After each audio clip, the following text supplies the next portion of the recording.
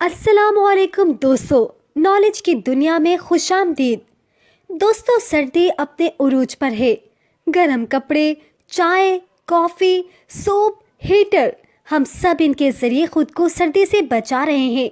लेकिन आप इमेजिन करें कि अगर हमारी दुनिया का एक बहुत बड़ा हिस्सा बर्फ़ में ढक जाए तो क्या होगा?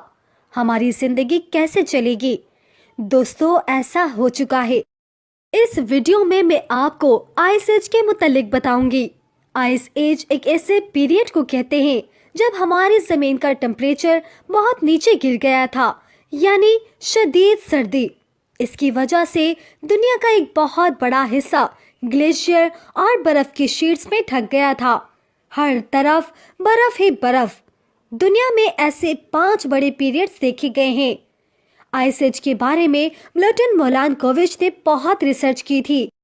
उसने 1941 में एक किताब भी लिखी थी। बहरहाल, अब सवाल ये है कि आइस एज के पीरियड्स दुनिया में आए क्यों? दोस्तों, साइंटिस्ट का मानना है कि इसकी एक बड़ी वजह सूरज की रेडिएशन हो सकती है। सूरज की रेडिएशन अगर जमीन तक कम पहुंच रही है तो जमीन का टेम्परेचर नीचे गिर जाएगा, यानी सूरज की रोशनी का जमीन तक कम पहुंचना। यही दरअसल आइस एज की एक बहुत बड़ी वजह है। एक और बात यह है कि आइस एज के दौरान जमीन पूरी तरह से और हर वक्त बर्फ से जमी हुई नहीं थी, बल्कि इस दौरान कुछ वक्त ऐसा भी आता था जब जमीन नॉर्मल हो जाती थी, जैसे आज हम रह रहे हैं। दोस्तों, अब अगला सवाल ये है कि हमारी दुनिया आइस एज के दौरान कैसी हो गई थी? दोस्तों, जमीन का टेम्परेचर नीचे गिरने की वजह से आइस एज के दौरान जमीन में बहुत ज्यादा तब्दीलियां आ गई थी, जैसे नॉर्थ अमेरिका, यूरो एशिया, ये जगहें बर्फ की शीट्स में ढक गई थी। सर्दी की वजह से जमीन ड्राई हो गई थी। समंदर में पानी का लेवल नीचे चला गया था। कई दरिया भी गायब होना शुरू हो गए थे। आज दुनिया के वो मुकामात जहां आपको डिजर्ट्स नजर आते हैं, आइस एज के दौरान यहाँ झीलें बन चुकी थी। दोस्तों, अमेरिका में एक झील है जिसका नाम द ग्रेट सॉल्ट लेक है। कहते हैं कि ये झील भी आइस एज के दौरान बनी थी।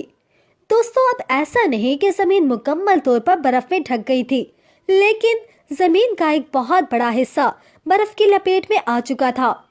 खैर दोस्तों, अब सवाल ये है कि वो आइस एज जब इंसान भी दुनिया में मौजूद थे, तब हम इंसानों ने इतनी सर्दी में सरवाइव कैसे किया? अल्लाह ताला ने हम इंसानों को हर तरह के माहौल में सरवाइव करने की सलाहियत दी है। कहते हैं कि उस वक्त इंसान नट्स और बेरीज वगैरह खाकर गुजारा करते थे। ये लोग भेड़ों और परिंदों का शिकार भी करते थे। ये भी माना जाता है कि उस वक्त जो लोग अफ्रीका के हिस्से में रहते थे उनके लिए इतना मसला नहीं था, क्योंकि वहाँ आइस एज का इफेक्ट इतना नहीं था। लेकिन जो लोग बर्फ से ढके हुए इलाके में रहते थे वो भी शदीद सर्दी में सरवाइव करना सीख चुके थे।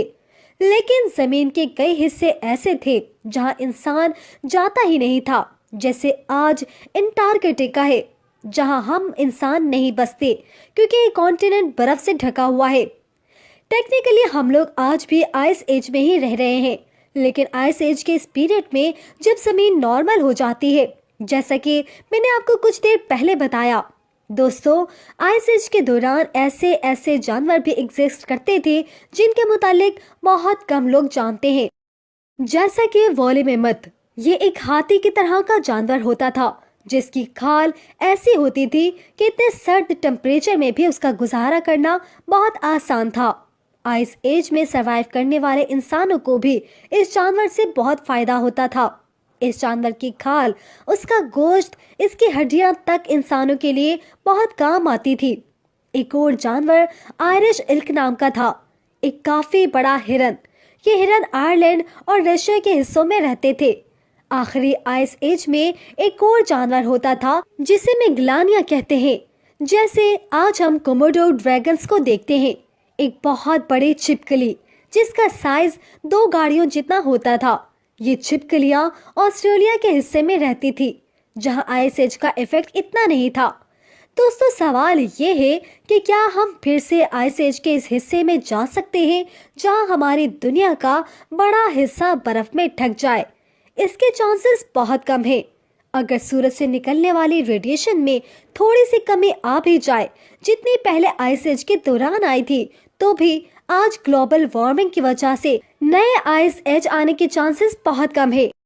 تو دوستو، یہ تھی ہماری آج کی ویڈیو۔ ہمیں امید ہے کہ آپ کو ہماری آج کی کاوش ضرور پسند آئی ہوگی۔ ایسے ہی انفارمیٹیو ویڈیوز جاننے کے لیے ہمارے چینل نالج کی دنیا کو سبسکرائب کر لیجئے۔ ملتے ہیں اگلی ویڈیو میں، تب تک کے لیے ہمیں اجازت دیجیے۔ السلام علیکم۔